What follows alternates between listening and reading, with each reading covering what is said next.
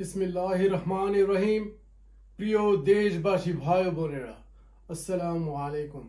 বিতাড়িত শয়তান স্বৈরাচারী শেখ হাসিনা বাংলাদেশ থেকে পালিয়ে ভারতে তার প্রভুদের কাছে আশ্রয় নিয়েছেন।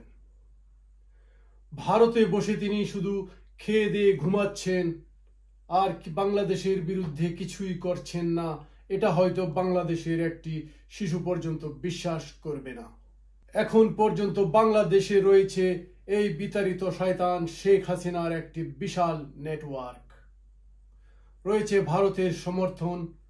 বর্তমান বাংলাদেশের রাষ্ট্রপতি জনাব পুপ্পু ওরে চুপ্পু, তিনি হাসিনার একজন প্রভুভক্ত গোলাম। বর্তমান বাংলাদেশের সেনাপ্রধান জনাব ওয়াকারুজ্জামান, বলা হয়ে থাকে হাসিনা দেশ ত্যাগে তিনি মুখ্য ভূমিকা পালন করেছেন। আসুন আমরা দেখে নেই কে এই ওয়াকারুজ্জামান। সশস্ত্র বাহিনী বিভাগে প্রিন্সিপাল স্টাফ অফিসার হিসাবে, অর্থাৎ তিনি ছিলেন একজন পরীক্ষিত আওয়ামী লীগার। ডিএনএ টেস্ট করেই হাসিনা তাকে নিয়োগ দিয়েছিল। যতটুকু শোনা যাচ্ছে তিনি হচ্ছেন শেখ হাসিনার একজন অতি নিকট আত্মীয়। তিনি হচ্ছেন শেখ হাসিনার ফুফাতো বোন শাহনাজ কমলিকার হাজব্যান্ড। শেখ হাসিনার হাত ধরেই এই সেনাপ্রধান বাংলাদেশের সেনাবাহিনীর প্রধান হতে পেরেছেন। আমি আবারও বলছি, তিনি হচ্ছেন শেখ হাসিনার একজন পরীক্ষিত ডিএনএ টেস্ট করা আওয়ামী লীগার। নিকট আত্মীয়র সাথে ভারতে বসে শেখ হাসিনা কোনো যোগাযোগ করছেন না। তার এই আত্মীয়র সাথে শেখ হাসিনার পরিবারের কোনো যোগাযোগ হচ্ছে না, এটা বিশ্বাস করা বড়ই কষ্টকর।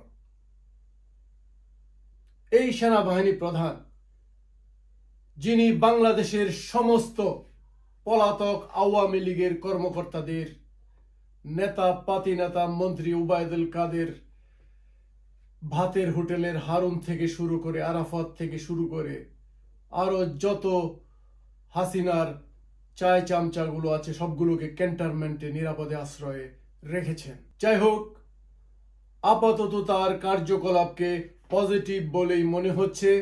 দেখা যাক কি হয়, তিনি কতটুকু হাসিনার পক্ষে কিংবা বাংলাদেশের জনগণের পক্ষে, সময়ে এটা বলে দেবে। এরপর আসুন বাংলাদেশের রাষ্ট্রপতি জনাব চুপ্পু মিয়ার ব্যাপারে, যিনি হাসিনাকে প্রত্যেক দিন পায়ে ধরে সালাম করতেন। সেই চুপ্পু মিয়া হচ্ছে বাংলাদেশের রাষ্ট্রপতি, সর্বোচ্চ ক্ষমতার অধিকারী রাষ্ট্রপতি চুপ্পু সাহেব। এছাড়াও বাংলাদেশের প্রায় প্রতিটি জেলার এসপি, ডিসি এবং সচিবালয়ের প্রায় প্রতিটি সচিব হাসিনার পরীক্ষিত আওয়ামী লীগার। তাই আমি আবারও বলতে চাই, বাংলাদেশ এখন পর্যন্ত রয়েছে শেখ হাসিনার হাতেই। বিগত 16 বৎসরে বাংলাদেশের প্রত্যেকটি জেলা উপজেলার নেতা এবং পাতি নেতাদের দেওয়া হয়েছে অস্ত্র কেনার লাইসেন্স। এই আওয়ামী লীগ সংগঠনটির হাতে রয়েছে অসংখ্য অজস্র অবৈধ অস্ত্র।